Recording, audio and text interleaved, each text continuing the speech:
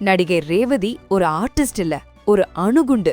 Shooting ஸ்பாட்ல பெண் இயக்குனர்களை மதிக்க மாட்டாங்களா? நடிகை லக்ஷ்மியோடச்ச அதிரடி உண்மைய பத்தி தான் இன்னைக்கு பார்க்க போறோம்.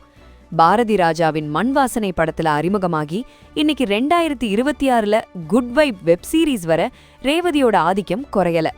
சமீபத்துல நடந்த ஒரு விருது விழால நடிகை லக்ஷ்மி பேசும்போது, பெங்களூர்ல உதயகீதம் ஷூட்டிங் அப்பவே நான் சொல்லிட்டேன், இவங்க வெறும் ஆர்டிஸ்ட் இல்ல, ஒரு அணுகுண்டு அப்படின்னு சொல்லிருக்காங்க.